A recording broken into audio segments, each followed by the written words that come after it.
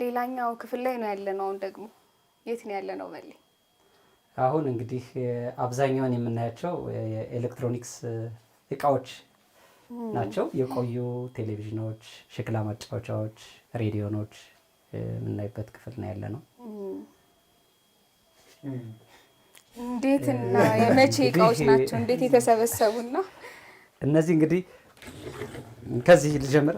አጋጣሚ ስመጣ ያገኘኋት ናች። እቺ የፖስታ አገልግሎት በሚዛን የሚለክበት የነበረ ፖስታው እዚህ ጋር ይቀመጣል።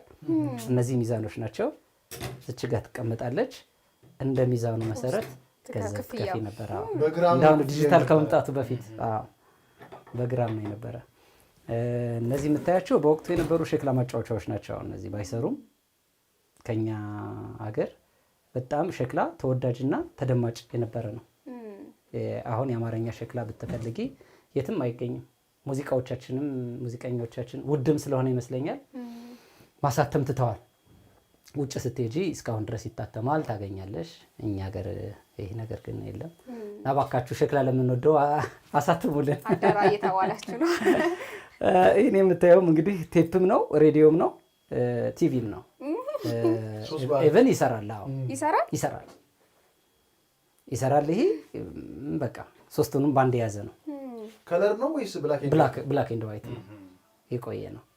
እንዲህ ቲቪዎችም ነበሩ በማይካ የተሰሩ ግን ከቦታ ጥበትም ምክንያት አልያዝኳቸውም። ከታችም የምታያቸው በተለያየ ጊዜ የነበሩ ሬዲዮኖች ናቸው። ይህንም አሁን ብንከፍተው ይህም ሬዲዮ ነው። እዚህ ብትከፍችው ይሄ በጣም ዘናጭ ነው። ዜኒት እነዚህ ሬዲዮኖች ናቸው። እንግዲህ እናንተ ጋዜጠኛ ታውቀዋለህ። ይሄም ይሰራል። እነሱ ሁለቱም የሚሰሩ ናቸው። እነሱ አክቲቭ ናቸው። ይሄ የሚሰራ በማኑዋል የሚሰራ ሸክላ ማጫወቻ ነው። ኤሌክትሪክ አይፈልግም። ልክ እንደዚህ ማኑዋል ታሽከረክሪውና ሙዚቃውን እዚህ ታስቀምጫለሽ። ከዛ ይሄኛው እዚህ ይመጣል። ይሄ ነው የሚያጫውተው እንትኗ ስለሌለች አሁን እንጂ ምንም ችግር የለበትም። ስፒከር እስካለው ድረስ ምንም አይፈልግም። ይሰራል፣ ችግር የለም። ይሄ እንግዲህ የድሮ ካልኩሌተር ነው። ይሄ ያው በጽሁፍ ይሄ ሲባዛ በዚህ ታያለሽ። ይሄን 1 2 3 ልክ ይሄን ስታሽከረክሪ ሪዛልት ከዚህ ይሰጥሻል። እንደዛ እያደረገ የሚሰሩበት የነበረ ነው። ለመጀመሪያ ጊዜ ያዩት ነው ካልኩሌተር። የአይነ ስውራን ታይፕ ጻፈን አይነ ስውራኖች ያ አማርኛ ታይፕ ራይተር ነው። ብልቃጦቹን ደግሞ ከኛ ሀገር እንግዲህ ያሉትን እህሎች ሽምብራ ናቸው። እነ ሽምብራን እነ ሰሊጥን ፌጦ፣ ጥቁር አዝሙድ፣ ተልባ ምናምን እያለ እንደዚህ ሄዳል። ስንዴዎችን ምርጥ ዘር ያልሆኑ ማዳበሪያም ያልተቀላቀለበት ወቅቱ ሳገኛቸው ማርኬት ላይ አንድ ቀን እኮ ሊጠፉ ይችላሉ። አትሊስት ቢኖሩ እስኪ ልጆች ምን ይባላል ይሄ ቢባል አብዛኛው አያውቀው ስማቸው ነው። ስለዚህ እንደዚህ ብለው ካቆዩ ሰዎች ነው አንተ የሚያገኘውና የራስህን ኃላፊነትም እዚሁ ላይ የተወጣ በጣም ደስ ይላል። ስልኮች ያየን ነው። ስልኮችንም እንደምታያቸው ቆየት ያሉ ይቺን የሚገርመው መርካቶ ላይ ነው የገዛኋት።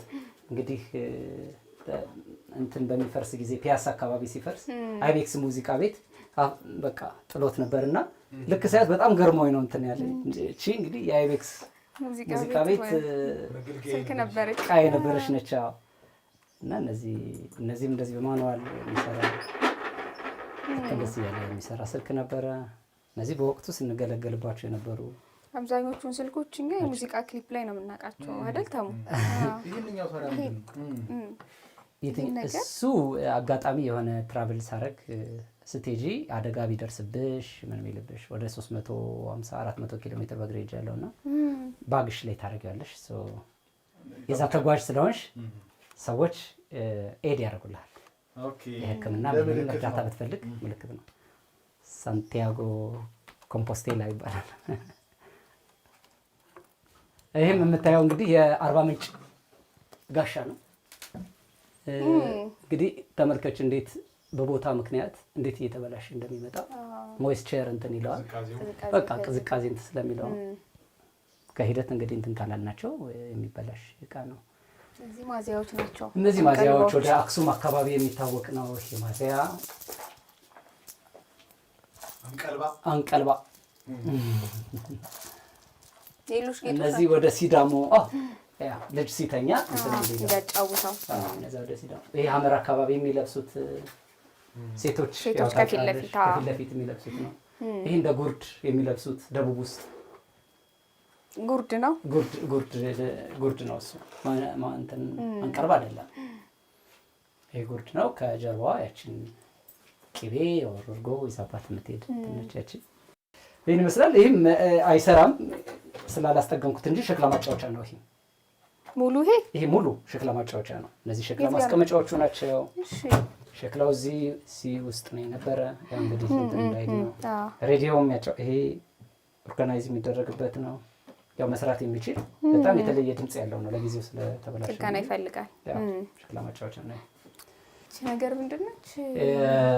ይሄ ነገር እንግዲህ የሙዚቃ መሳሪያ ነው። ወደ ጋምቤላ አካባቢ እግራቸው ላይ ያስሩትና እያሉ ድምጽ እያወጡ ሙዚቃ እንትን የሚሉበት ነው። ይሄ ቁልፎችን እያየን ነው እዚህ ጋር። እነዚህ ደግሞ በቃ በፊት የራሳችን የሆነ ጣውላ በሮች እንዴት እንደነበሩ ሴኪዩርድ የሆኑ ቁልፎች እስኪ ተመልከች፣ ዲዛይናቸው እንዴት እንደሚያምር። ይሄ የጣውላ በር ነው። ኢትዮጵያዊ አይመስለኝም፣ ብቻ እኛ በወቅቱ ሊሆንም ይችላል እንግዲህ እሱን እርግጠኛ መሆን።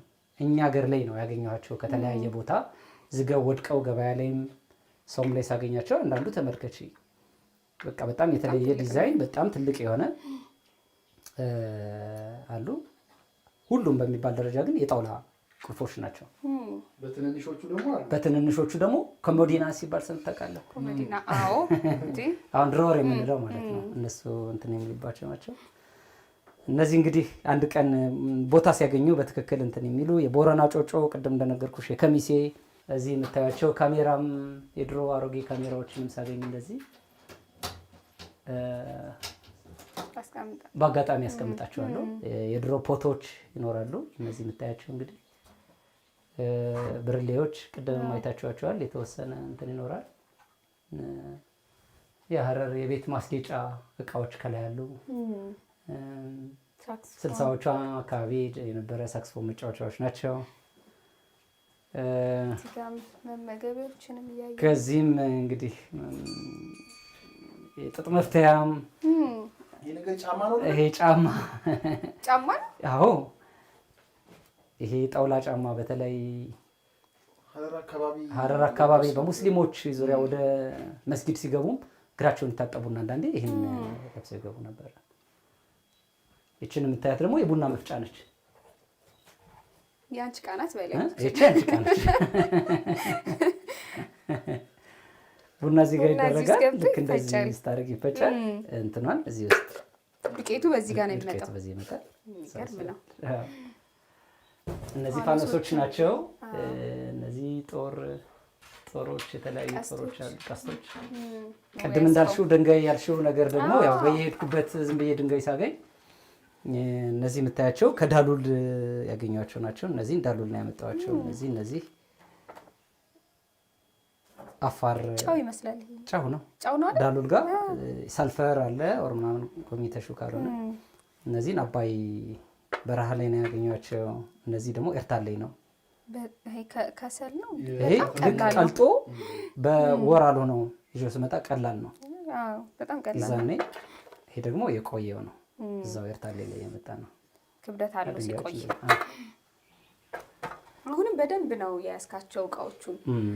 ግን እኔ ምን አይነት ጥያቄ ተነሳብኝ፣ ሰው ማየት አለበት ብዬ አስባለሁ። እንግዲህ በእያንዳንዱ እቃ ውስጥ እኛ ታሪኬን እያየሁ ነው የመጣሁት አሁን በነበረን ቆይታና ህዝብ እንዲያየው ሰው እንዲያየው እየሄድክበት ያለበት መንገድ አለ ክፍት ለማድረግ? እንግዲህ ኦልሞስት አንድ 4 ዓመት 5 ዓመት ሆኖኛል። እነዚህ ነገሮች ለእኔ እንደነገርኩሽ ፓሽኔ ነው። ደስ ብሎኝ እንደ ሁለተኛ ስራ የሚቆጥረው ታሪኬን የማውቅበት፣ ጓደኞቼ ቤተሰቦቼ ሲመጡ እንዲያዩ እንዲደሰቱ የማደርግበት፣ ወደፊት ደግሞ ከማህበረሰብ ደርሶ ማህበረሰቦች ቢያዩት ልንማማርበት የምንችለው። የሰው ልጅ ያለ ማንነቱ መኖር አይችልም። ምንድን ነበር የምንመስለው? አባቶቻችን ምን ይሰሩ ነበረ? ምን አይነት ማቴሪያሎችን በራሳቸው ያዘጋጁ ነበረ የሚለውን ሰው ብናውቀው፣ ማንነት ከሌለሽ ምንድነው ኩበት ነው የሚባለው። የውቅያኖስ መንሳፈፍ የተንሳፈፍሽ ትውልድ ነው የምትሆኚው። የውሃ ላይ ኩበት ነው የምትሆኚው እና ያ አዲሱ ትውልድ ቢያውቀው ቢያየው ቢማማርበት የኔ ፍላጎቴ ነው።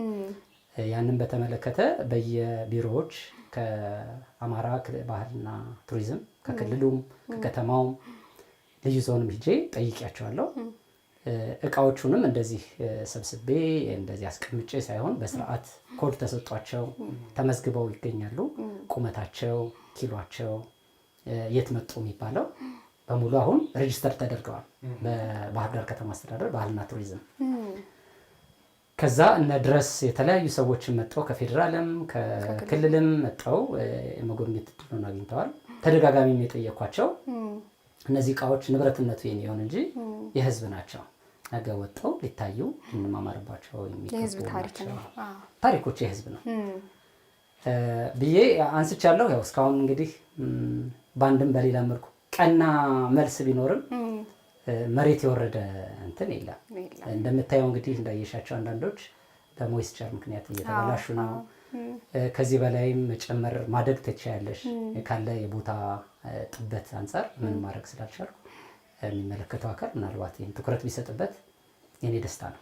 ስለዚህ በር ክፍት ነው። አንተ ምላሹን እየጠበቅክ ነው። ስለዚህ ባለድርሻ አካላትም ደግሞ ምላሽ ይሰጣሉ ብዬ ተስፋ አደርጋለሁ። ምክንያቱም ትውልድ ታሪኩን ያለፈበትን ሲያቅ ነው ዋጋ የሚሰጠው ለሀገሩም ለማንነቱም ዋጋ የሚሰጠውና ባለድርሻ አካላትም እንግዲህ የቤት ስራውን እንዲወስዱ በአማራ ሚዲያ ኮርፖሬሽን ስም እኛም ጥያቄያችንን እናቀርባለን። እንዲህ አይነት ነገሮችን ማሰባሰቡ ነው ከባዱ እንጂ ቦታውን መስጠቱ ከባድ ነው ብዬ አላስብም። ለምሳሌ ሁኔታዎችን መፍጠር ከባድ ነው ብዬ አላስብም። በዚህ ደረጃ አንተ ገንዘብህን፣ ጊዜህን፣ ኑሮውን ጭምር ነው እንግዲህ አሁን የምትኖርበትን ቤትን ጭምር ነው እንደዚህ አይነት ነገር ማስቀመጫ ያደረከውና የሚመለከተው አካልም በዚህ ዙሪያ ላይ እጁን ይከታል ብዬ አስባለሁኝ።